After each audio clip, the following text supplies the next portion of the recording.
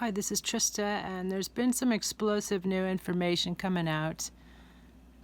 These are a string of tweets written by the attorney and Newsweek columnist and New York Times bestselling author of a book on Trump's Iran policy, Proof of Conspiracy.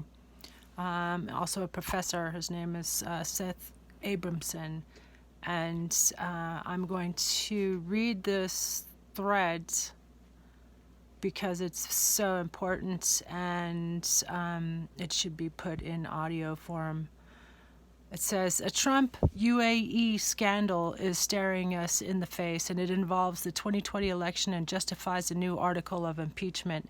It's a scandal that began in 2015 and culminated with Trump assassinating the second most powerful man in Iran. I hope you'll read on and retweet. 1. In September 2015, within days of Michael Flynn becoming Trump's top national security advisor, UAE-dwelling mercenary company CEO Erik Prince began sending national security and foreign policy memos to Trump and the Trump campaign through Breitbart intermediary Steve Bannon. In one of these early memos, Prince, who was simultaneously, as he was advising the Trump campaign, one of the top national security advisors to the ruler of the UAE, the United Arab Emirates, Mohammed bin Zayed, strongly advocated for the assassination of Iran's General Soleimani. This was during a period when Trump's National Security Advisory Corps was starting to fill up with two very specific groups of people who advocated that Trump establish a détente with Russia, and people who advocated for the interests of UAE and its ally Saudi Arabia. Flynn, Trump's top national security advisor, was working on a deal involving all three entities. Specifically, he was, while advising Trump, traveling the world advocating a joint USA-Russia deal that would send nuclear tech to UAE and Saudi Arabia. There are so many articles on what we might call the Saudi nuclear deal. It's amazing. It isn't as much of a household phrase as the Iran nuclear deal. In every respect, the Saudi nuclear deal was to be Trump's replacement for the Iran nuclear deal. The simple version, Obama, having accepted the UAE and Saudi Arabia as marginal allies, believed the U.S. could also craft a fragile peace with Iran. Trump went all in with Iran's enemies, Saudi Arabia and UAE, to give them nuclear power, creating a Middle East nuclear arms race. Well, you might wonder who on earth would want an arms race between Iran, Saudi Arabia, and the UAE, which would almost be certain to eventually lead to one of the biggest and deadliest wars in human history, when instead you could have no nukes in the region and a fragile peace. As ever, the answer is follow the money. Prince was advising Trump while being paid untold millions by the UAE to help them lobby Trump and set up mercenary armies there, including assassination squads. More on that later. Michael Flynn's deal with the UAE would make him rich. But Trump's no altruist. The UAE, Saudi Arabia know that. They could offer money to Trump's top two national security advisors, and did, and still did not get Trump to see the value in it for him. So the nations met with other allies a month after Prince's memo to Trump on Soleimani. Proof of conspiracy begins with that mid-fall 2015 meeting on a yacht in the Red Sea, during which the UAE, Saudi Arabia determined that, with their allies, they'd actively support Trump during the 2016 election. Another ally, Russia, was doing the same. There's a picture exclusive, the secret yacht summit that realigned the Middle East.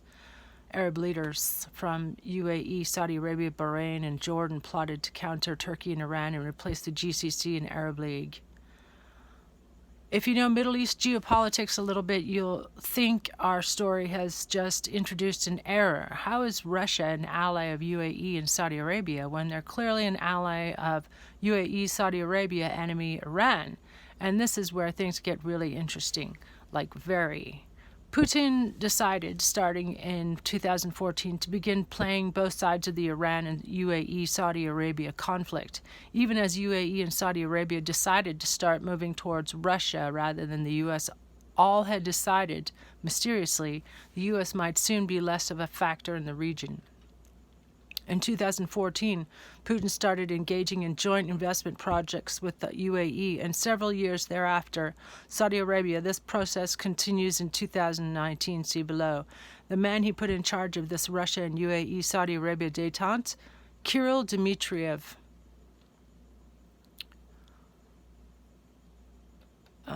There's a link to ArabianBusiness.com. Russian sovereign wealth fund eyes joint investments with UAE Saudi Arabia. So beginning in 2014, Dmitriev is Putin's point of contact with the UAE, which is, as the UAE and Saudi Arabia habitually do, using cash to buy friends and influence.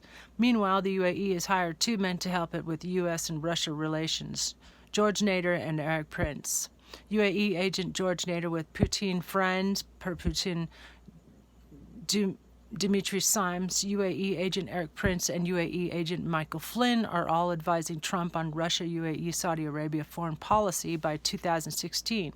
But wait, Trump didn't stop there in siding up to the UAE and Saudi Arabia. One of Trump's two best friends in the world, Tom Barrack, connects UAE's ambassador to the U.S., Youssef al-Otaiba, with Jared Kushner, and al-Otaiba becomes one of the top Middle East advisors in the Trump campaign. This is stunning, and I'll explain why in the next tweet. Trump claims Clinton colluded with Ukraine simply because the Ukrainian ambassador to the U.S., Valery Chaly, wrote on his own accord an op-ed criticizing Trump for saying Russia should be able to keep Crimea, Ukrainian land, a very understandable position for Ukraine.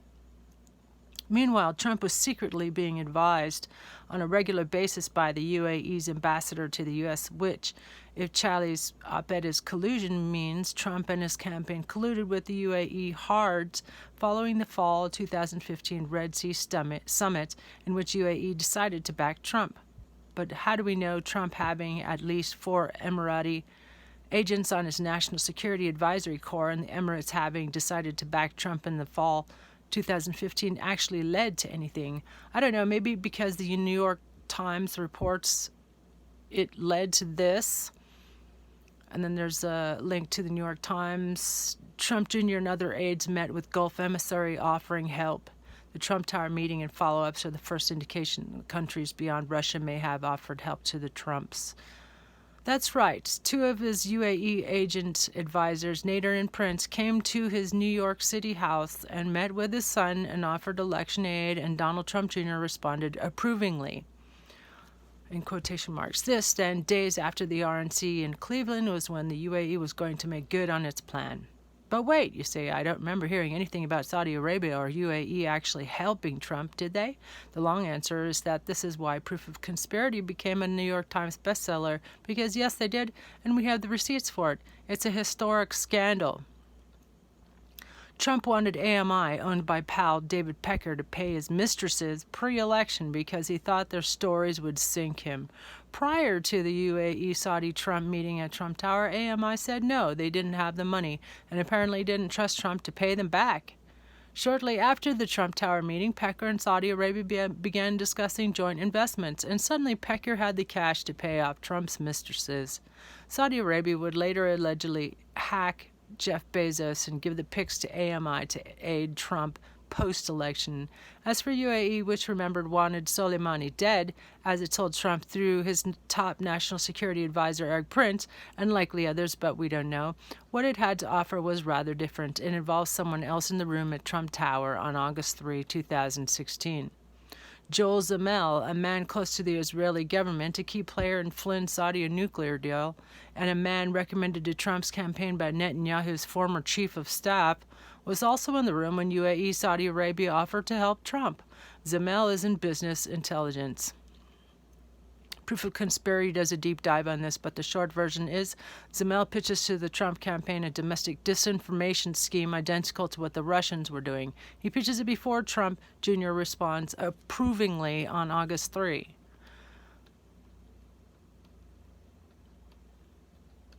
In mid-2016, Zamel asked Nader, the Trump advisor, who's also like Prince, an emissary from the UAE Saudi Arabia, for the UAE Saudi Arabia to pay millions for his domestic disinformation campaign. The next evidence we have is Zamel telling Nader post-election the op occurred. That's a brief summary, but the upshot is the UAE Saudi Arabia offered to help Trump, stacked his advisory corps with their agents, offered the Trumps aid directly, were approached to pay for the aid scheme, disinformation, and post-election it was confirmed the aid happens.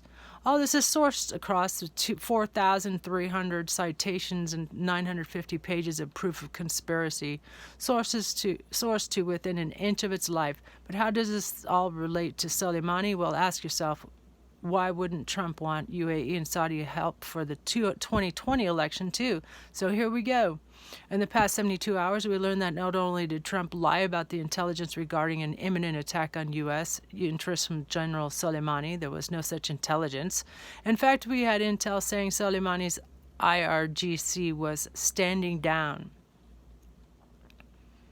There's a link to Marty Lederman.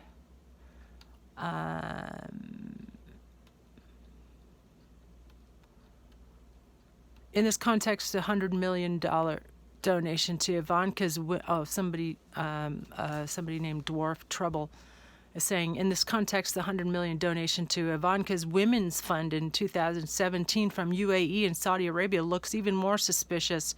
Do we know how this fund is monitored?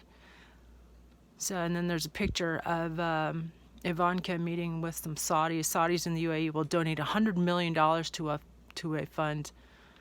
And as it begins, it's an NPR link. It says, as a candidate, President Trump regularly criticized the Clinton Foundation for taking money from Middle East despots. But there he is himself doing it. And then somebody named Mike Hilton says, and the $1 billion Trump's just said Saudi Arabia put in the bank probably wasn't for deployment of soldiers for protection, but rather for the 2 attempted hits, one successful, one not. He's using that story as a cover. Someone named Trivial Soul says, my question is if all of this evidence is true and if all of this evidence has been presented to Congress, would that not make Republicans accessories to Trump's crimes? They are traitors to cooperate, and why the hell is he still in office? This is bullshit. He should be held accountable for all this BS. This could be very well considered overthrowing the government. This is also a clear and present danger to the citizens of America, but not a damn person will stop any of this espionage or treason. My God, will this ever end? Well, so anyway. So that's about it for right now. Pretty crazy situation.